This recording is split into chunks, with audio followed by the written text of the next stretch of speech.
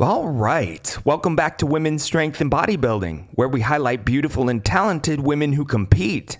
The purpose of this channel is to bring you news, stories, results, and commentary about your favorite muscular female competitors. My name is Mark, and if you'd consider liking, subscribing, and watching till the end of the video, I'd really appreciate it. It'd mean a lot to me, so let's jump in. In case you were wondering whose pumped up physique is in my thumbnail, it's Kim Chizevsky, as some of you already know. Kim was my favorite female bodybuilder of all time for such a long time. Now it's gotten to the point where there are so many lovely ladies with such incredible physiques, both new and old, that I can't even pin down who my favorite is anymore. Kim was my all-time fave for so long because of her size, especially in her back and legs. I mean, check out this picture. She looks like a titan. Every muscle looks thick, full, and ripped down into the iliac and lumbar lower back muscles, which is an extremely hard area to build up such extraordinary size and shape. Her arms, especially the bicep peaks, were very impressive, and her conditioning was so crazy that it's no wonder she won the Miss Olympia 4 times in a row, beating out Linda Murray for 2 of them. She also had such unreal muscle awareness and control, like in this clip from the '99 Olympia.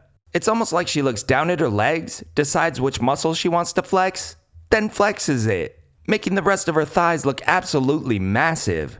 My favorite appearance of hers is the '99 Olympia, just in case you can't already tell. The '99 Miss O needs its own video, but it's important because up until then, nobody had seen women get that big before. Look at this comparison to the 1989 champ, Corey Everson, from a decade prior.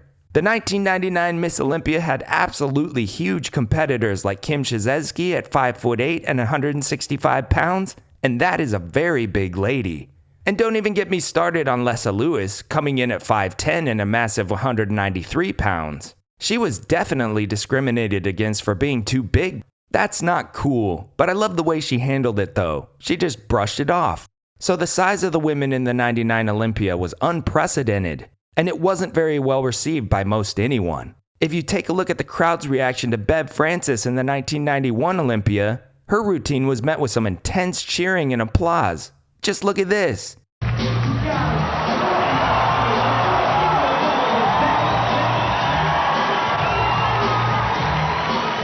While Kim was doing her posing in '99, you can literally hear the crowd almost gasping and being super taken aback by how crazy big she was. Did you guys hear that? Let's hear it again.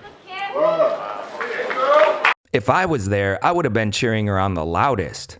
So the '99 Olympia wasn't received the best, and it was super competitive. I mean, any show where Valentina Shapiga places dead last is just out of this world. So wild.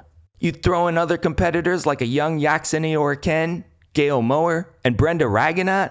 Like seriously, a ridiculously talented lineup of some of the biggest, most muscular women of all time.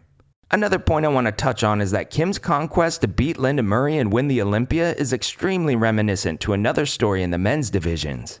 If you follow men's bodybuilding at all, you know that Jay Cutler's main motivation was dethroning the GOAT, Ronnie Coleman.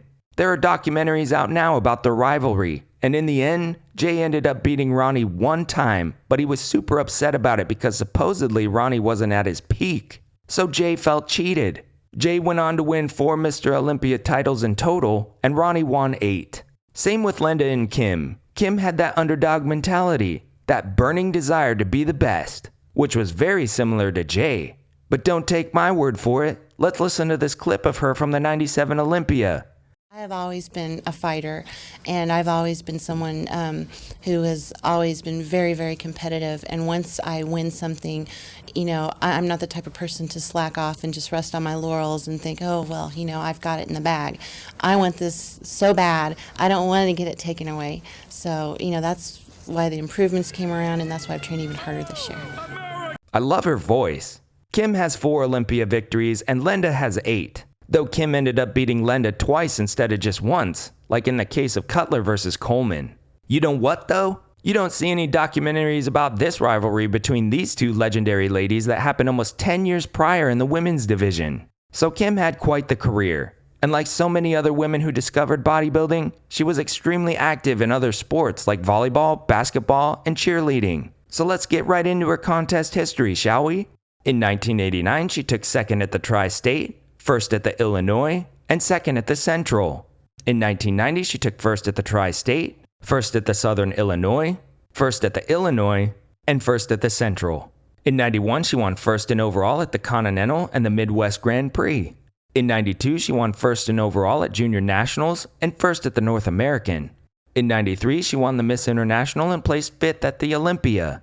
In 94, she placed 5th at the Miss International, dropping 4 places from the year prior. In 95, she took second at the Miss International and second at the Olympia. In 96, she won the Miss International as well as her first Olympia. Then she took home 3 more first-place Olympia wins in 97, 98, and 99. That's amazing. Great job to this phenomenal competitor.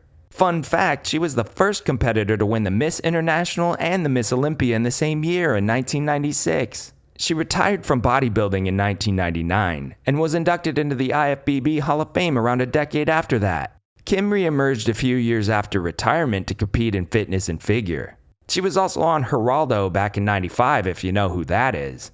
And she also appeared in the thriller movie The Cell with J-Lo back in the day. It's a bit disappointing because she didn't get the role so much for her wonderful physique, beautiful looks, and amazing personality, but more because the director claimed he was very disturbed by extremely muscular women like you'd find at the Miss International shows.